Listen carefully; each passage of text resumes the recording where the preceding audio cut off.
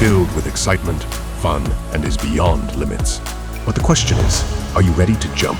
If it is a yes, then you have jumped into the world of ultimate entertainment. Welcome to YOLO 247, a place of fun, indulgence, and endless surprises. आपको पता है कि शिया सुन्नी की लड़ाई आज से 1400 साल पुरानी है।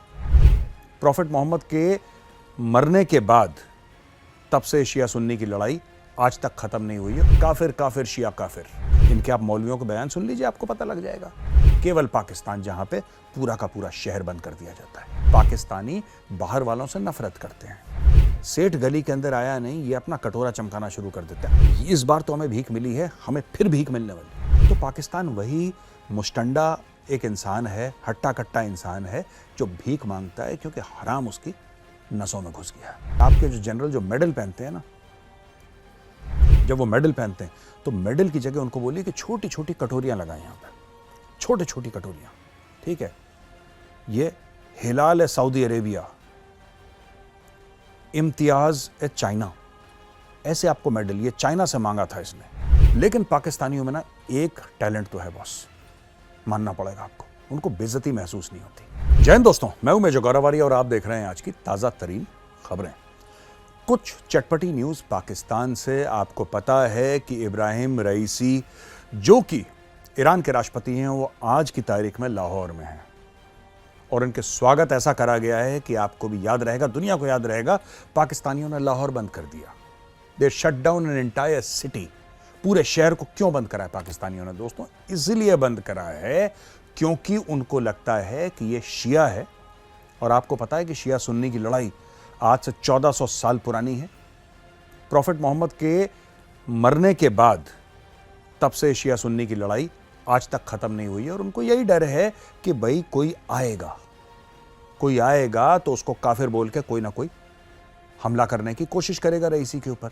तो इससे पाकिस्तानी सरकार को थोड़ा सा डर है और पाकिस्तानी शहरों में उनकी दीवारों में तो आम है काफिर काफिर शिया काफिर, काफिर काफिर शिया काफिर, काफिर काफिर शिया काफिर, इनकी दीवारों पे लिखा है। ऐलान करते हैं कि हम शियाओं को काफिर मान। इनके आप मौलवियों को बयान सुन लीजिए, आपको पता लग जाएगा। तो यहां पे तो दुनिया का जो सबसे बड़ा शिया कंट्री है ईरान, उसका हेड ऑफ स्टेट आ रहा है, तो he is a natural target. वो तो उसके पीछे पड़ेंगे। तो इन्होंने क्या, पूरा शहर बंद कर दिया दोस्तों। और फिर पाकिस्तान ये कहता है कि जनाब हमें इन्वेस्टमेंट चाहिए ऐसे मुल्क में जहां पे कोई हेड ऑफ स्टेट आ जाए। तो भाई साहब, आपको शहर बंद करना, सड़क बंद करना तो इंडिया में भी होता है। सड़क बंद करना अमेरिका में, यूके में, फ्रांस में, जर्मनी में, इटली में, ऑस्ट्रेलिया में, दुनिया की हर जगह सड़क बंद की जाती है। सिर्फ पाकिस्तान है, केवल पाकिस्तान, जहां पे पूरा का पूरा शहर बंद कर दिया जाता है। That is the only way the Pakistanis can guarantee the security of a head of state. अब सोचिए, हाल ही में आपको पता है कि वो जापानी जो थे इंजीनियर्स जो काम कर रहे थे कराची में, उनके ऊपर सुसाइड अटैक हुआ। वो तो उनकी किस्मत अच्छी है कि they were travelling in a bomb proof vehicle, एक बुलेट प्रूफ बॉम्ब प्रूफ गाड़ी में वो लोग चल रहे थे। तो सुसाइड बॉम्बर जब वो फटा एक्सप्लोजिव, तो थोड़ा दूर भी था और वो गाड़ी पे इतना इंपैक्ट नहीं हो पाया क्योंकि गाड़ी जो थी बख्तरबंद थी, आर्मर्ड थी, जिसके अंदर वो लोग थे। अब सोचिए, एक इंजीनियर जापानीज, उसको मारने के लिए उन्होंने एक सुसाइड बॉम्बर भेजे। पाकिस्तानी बाहर वालों से नफरत करते हैं, जाना चाहते हैं सबके सब बाहर।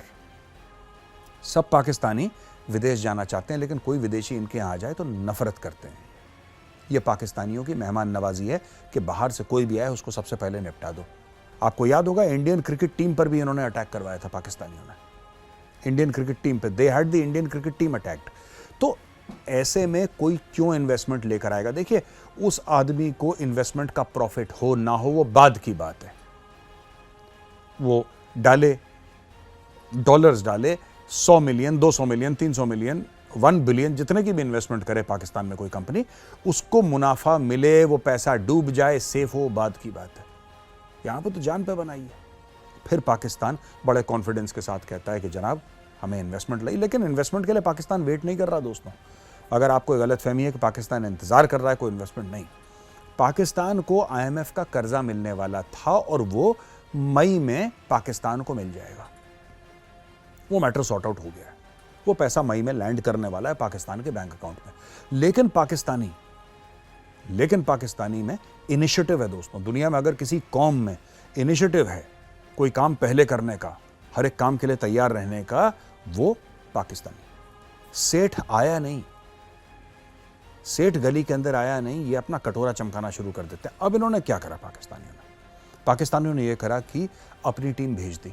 तो दोस्तों, जो पाकिस्तान के फाइनेंस मिनिस्टर हैं, मोहम्मद औरंगजेब है उनका नाम, उन्होंने पूरी कौम को मुबारकबाद दे दिया है कि अल्हम्दुलिल्लाह इस बार तो हमें भीख मिली है, हमें फिर भीख मिलने वाली है। आप ही समझिए। तो एक खुशी का माहौल है, एक खुशी का माहौल है। जैसे कि अभी अभी ईद गई अभी अभी कुछ दिन पहले, पाकिस्तानियों को लग रहा है कि आगे गई और यू टर्न लेके वापस आ गई। तो अब पाकिस्तान में खुशी का माहौल है कि दोबारा भीख मिलने वाली है। इस बार मिलेगी, अगली बार मिलेगी, और अगली बार की जो डील है IMF से, वो मोटी डील होने वाली है और वो लंबी डील होने वाली है। यानी कि बहुत सारा पैसा लगातार दर लगातार पाकिस्तान को मिलता रहेगा। दोस्तों, एक बात मैं बोलना चाहता हूँ। मैं सोचता हूँ कभी कि पाकिस्तान में ये रईसी आ रहा है और ये आ रहा है और यहाँ पे बात चल रही है, और कल हमने कवर भी करा था वो 10 बिलियन का, जो उसने चूरन खिलाया था सबको, 10 बिलियन की ट्रेड होनी चाहिए, वो आपको पता ही है, मैं दोबारा रिपीट नहीं करूँगा। मुझे अभी तक ये समझ में नहीं आया कि पाकिस्तानी काम क्यों नहीं करते। इनको काम से क्या गुरेज है, ये क्यों नहीं काम करते। फिर मैंने सोचा है, काम क्यों नहीं करते, ये अपने मुल्क को बेहतर क्यों नहीं बनाते। भारत के भी हाल बुरे थे एक ज़माने में। ऐसी बात नहीं है कि जब से भारत आज़ाद हुआ है तब से चमक ही रहा है, नहीं। लोगों ने मेहनत करी, लोगों ने खून पसीना बहाया, तब जाके भारत चमका है। भारत की मिडिल क्लास, भारत की leadership, over a period of years, ये सबकी मिलीजुली मेहनत है जिसकी वजह से भारत आगे बढ़ा है। क्या पाकिस्तान को, और ये बड़ा सीरियस सवाल है मेरी ओर से, बड़ा सीरियस सवाल है, और मैं चाहता हूं कि आप लोग कमेंट्स में लिखें, क्या पाकिस्तान को हराम की आदत, हराम खाने की आदत लग गई है। क्योंकि ऐसा कहते हैं दोस्तों कि जिसको एक बार, जिसके खून में हराम के खाने की आदत चली जाती है, उसके खून में सन जाती है, उसके खून में मिल जाती है, उसके बाद वो मेहनत नहीं कर, उसके हाथ अगर उठेंगे तो काम करने के लिए नहीं, उसके हाथ फिर ऐसे ही उठेंगे मांगने के लिए। क्या पाकिस्तान के साथ ये प्रॉब्लम है? सोचिएगा, सीरियस सवाल है। मैं इसलिए कह रहा हूं आपको सोचने के लिए, क्योंकि जब पाकिस्तान को इतने आराम से पैसा मिल जाता है, अरबों डॉलर मिल जाता है मांग के, तो काम करके क्यों ले। जैसे आपने देखा होगा, सड़क पे भिखारी होते हैं, कई लोग हैं भले मानस जो भिखारियों को कहते हैं कि भाई तुम आओ, हम तुम्हें काम देंगे, तुम आओ, we will give you work, हमारी फैक्ट्री में काम करो, हमारे साथ ड्राइवर का काम करो, घर में काम करो, कोई भी काम है छोटा मोटा, हम आपको देंगे वो काम। लेकिन वो मानने को राजी नहीं है, उनको वही वहां पे पेड़ के नीचे बैठ के भीख मांगनी है। अब जिसके हाथ पैर कटे, आई कैन अंडरस्टैंड, उनकी मैं बात समझ सकता हूं कि वो किसी प्रकार से उनके हाथ या पैर काम नहीं कर रहे, उनकी मजबूरी बन गई।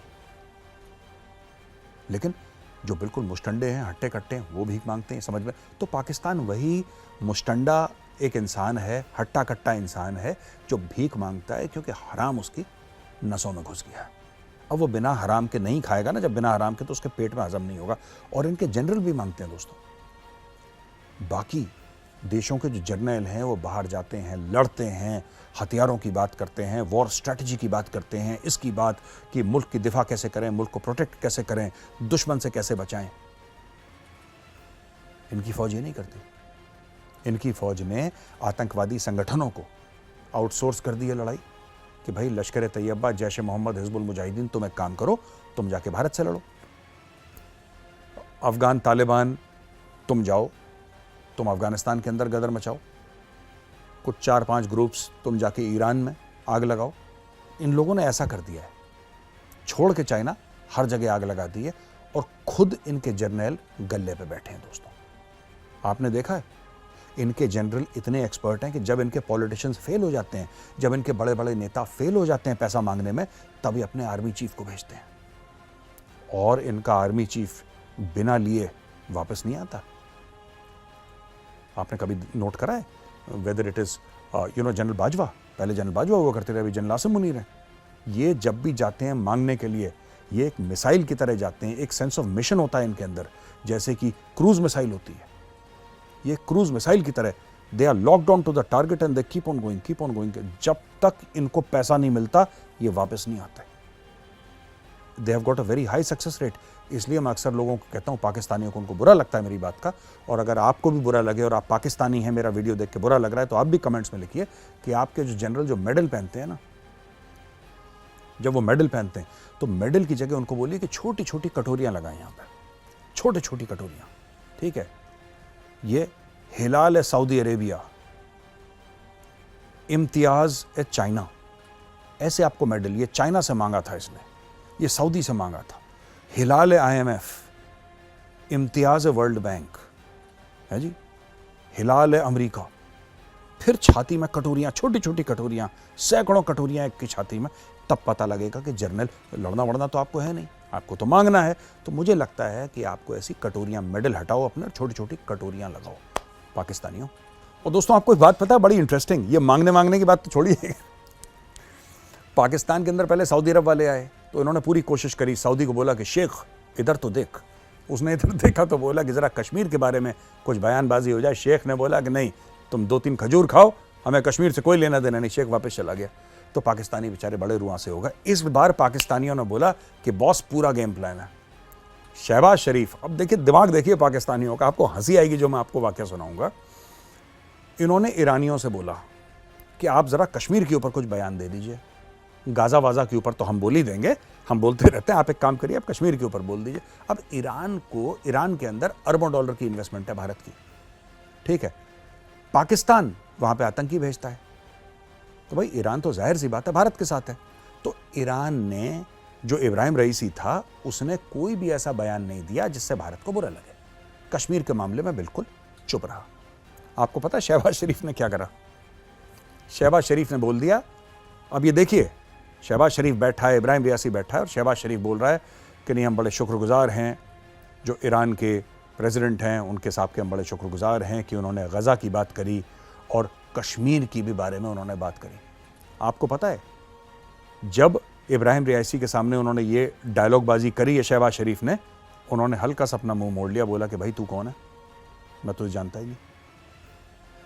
लेकिन पाकिस्तानियों में ना एक टैलेंट तो है बॉस, मानना पड़ेगा आपको, उनको बेइज्जती महसूस नहीं होती पाकिस्तानियों को। उनको लगता है कि ना इज्जत आने जाने वाली चीज़ है, कोई बात नहीं, बंदे को ढीठ होना चाहिए। तो दोस्तों ये थी छोटी सी नसीहत पाकिस्तानियों को, उनको समझ में आए तो ठीक, ना समझ में आए तो ठीक। कैसा लगा आज का वीडियो? पसंद आए तो उस वीडियो को लाइक ज़रूर करिएगा। कल फिर हाजिर होऊंगा एक नए वीडियो के साथ, तब तक के लिए जय हिंद।